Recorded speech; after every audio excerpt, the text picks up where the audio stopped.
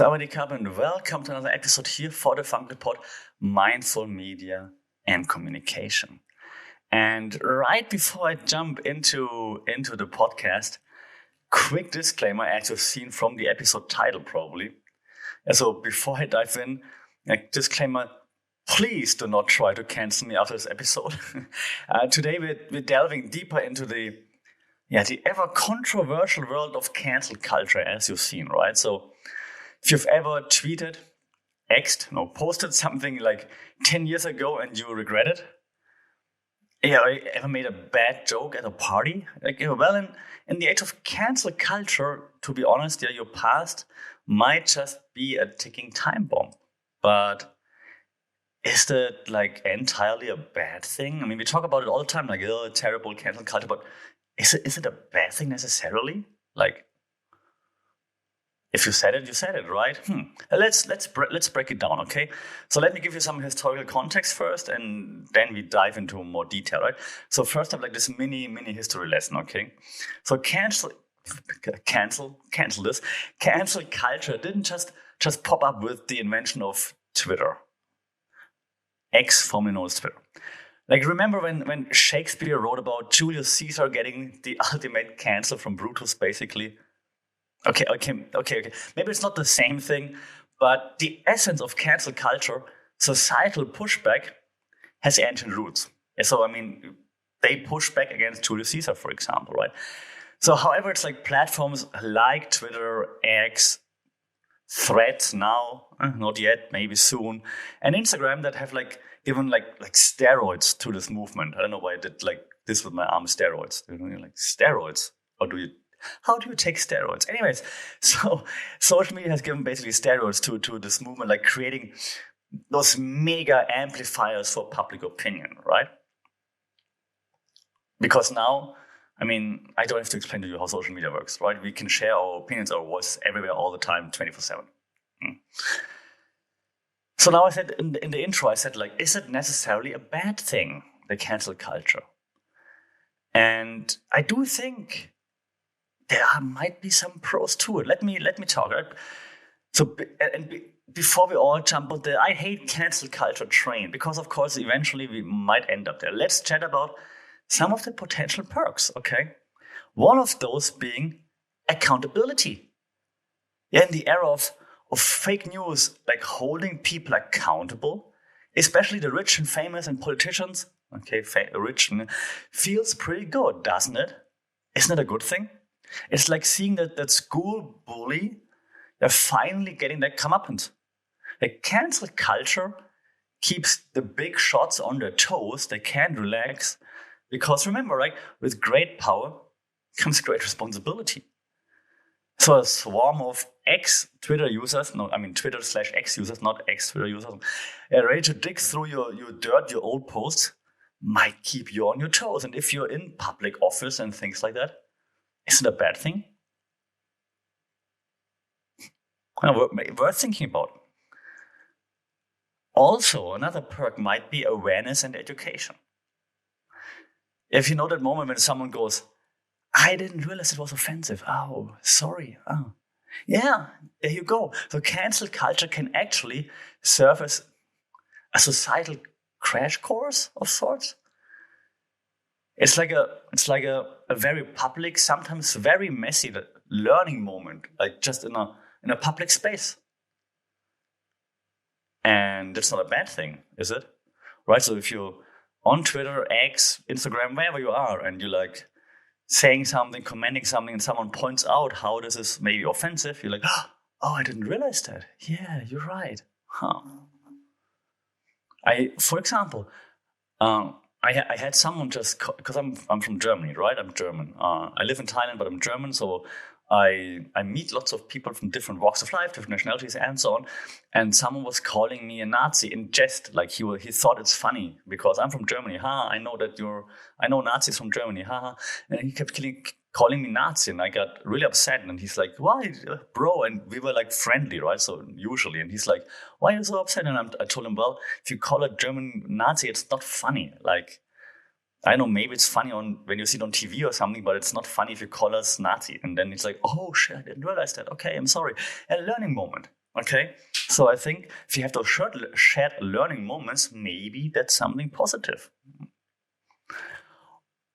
Also, and now I'm going to add some media theory into it just to remind you of what we discussed before in this podcast. Yeah, let's not forget the little guide as well.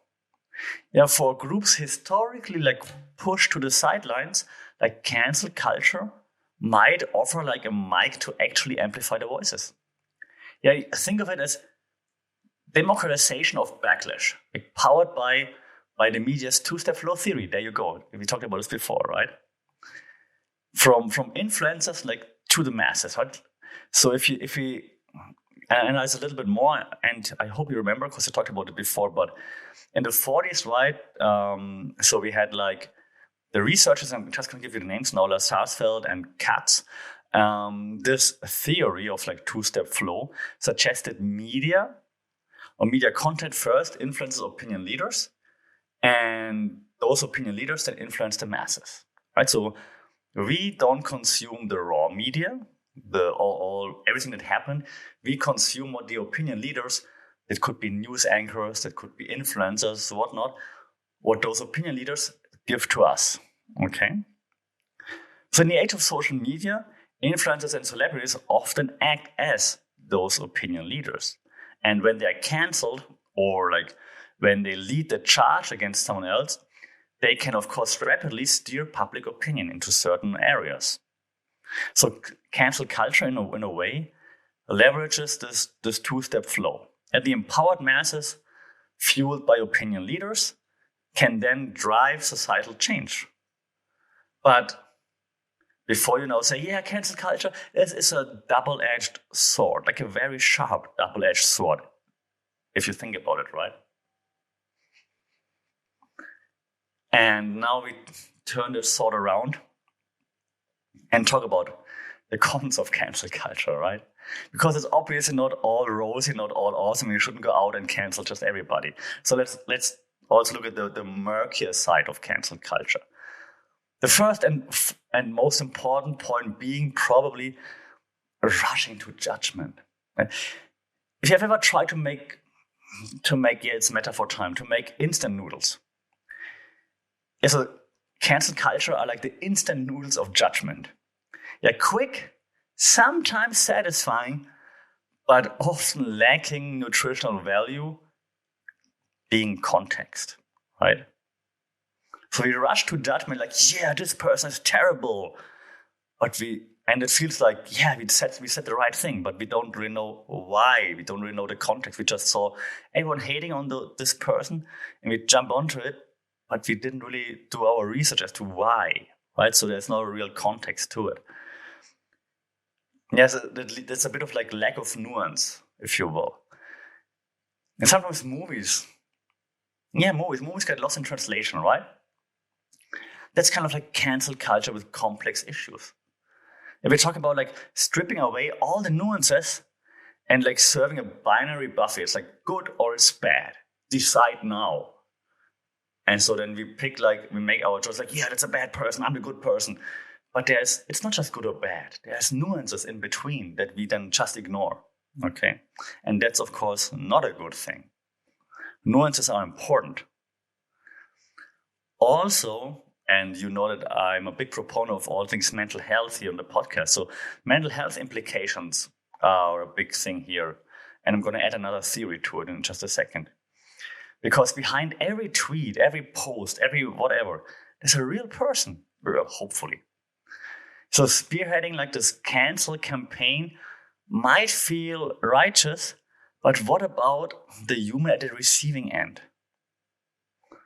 And now we're adding the media theory. We talked about this also before, the spiral of silence theory. It tells us how fears of isolation can like muscle opinions.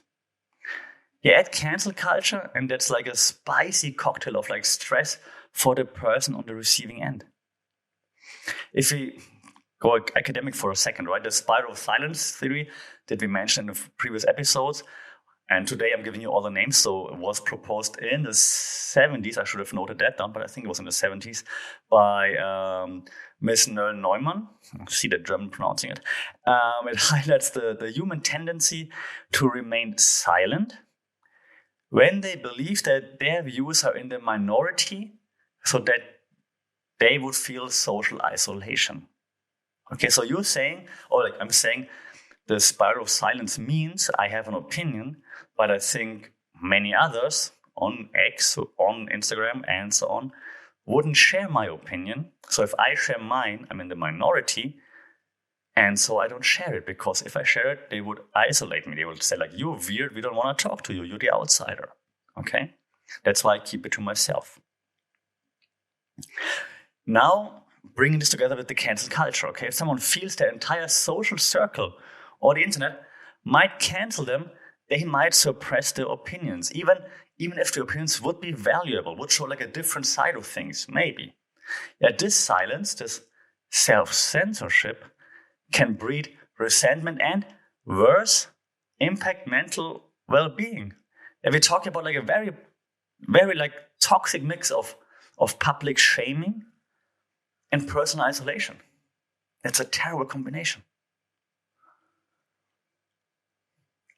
So let me give you some real life cases actually, and I'm gonna spill the tea on some famous cases, because I think all of those that were involved are A, famous, so it's okay to talk about it, and B, they came out on the other side better for it, probably. So one would be James Gunn, right? James Gunn, fired from Guardians of the Galaxy, Volume 3, I think, over some old tweets, right? Then, thanks to public outcry and like a pinch of common sense, if you will, but hey, I'm trying not to add too much opinion here, he was rehired. And it makes you wonder about those snap judgments that we discussed in the beginning, those instant noodles, right? Like some old tweet, some people are offended, and let's fire him, and then maybe it's not that bad, and actually we need you because without you it doesn't work. No, snap judgments are a terrible thing when it comes to cancel culture. Next example, and that's of course the example we have to talk about, J.K. Rowling. From the queen of magic to a controversial figure. What a transformation J.K. Rowling has lived through, right? And Rowling's comments on gender sparked like a huge storm. But, let's be honest, it also sparked some dialogue. And it led to the question, like, how do we balance respect with freedom of speech? Just because you disagree with her, do you want her to not be able to share her opinion? Or do you say, well, I want to know what you think, and so I know whether or not to support you or not? Or we can have a debate about it, for example. What's the right thing to do? Remember, binary options, good or bad? No, there's nuance to it, right? So also in this example. And the last famous example I thought of to present you today is Kevin Hart. Kevin Hart. Oscars host one day, right? Out the next day.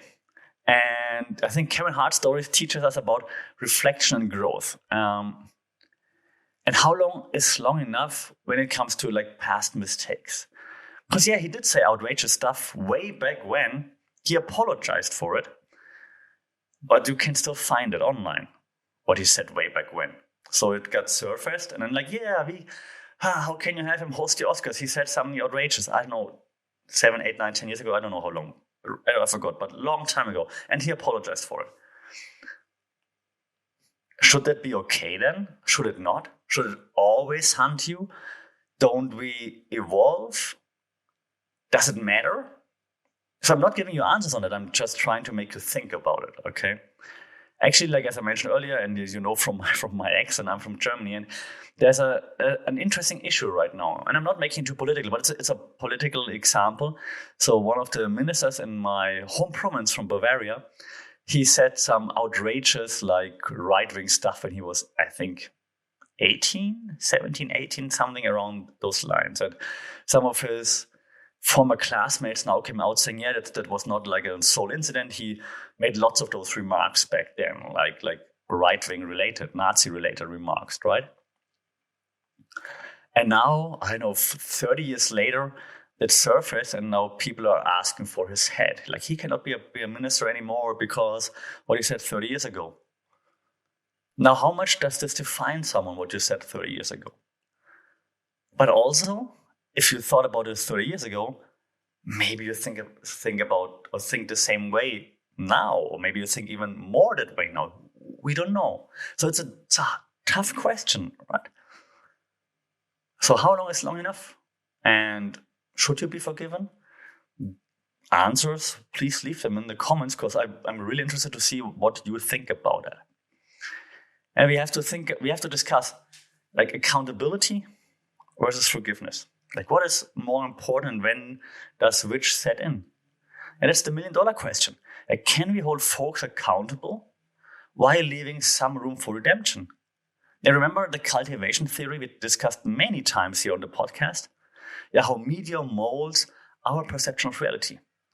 Like, what if cancel culture is in part a reaction to media's portrayal of perfection? And maybe it's time we actually recognize growth, change, and the ability to learn from mistakes. A cultivation theory developed by Mr. Gabner, like in the late 60s, posits that prolonged exposure to TV, and by extension any media, of course, shapes our perceptions of reality. Today, with cancel culture largely driven by, of course, online platforms, it's worth pondering, like, are our perceptions of public figures being cultivated by the snippets that we see online? If media consistently showcases the perfect celebrity, then any deviation, any mistake can become amplified. In a world where the media cultivates unrealistic expectations, cancel culture thrives. But perhaps what we need is media that also cultivates understanding, empathy, and, hey, just putting it out there, the recognition that people can actually grow. Whew. So that was a roller coaster, wasn't it? From Shakespeare to Twitter, X. Oh, Elon Musk might like that. Shakespeare and Elon Musk in the same sentence.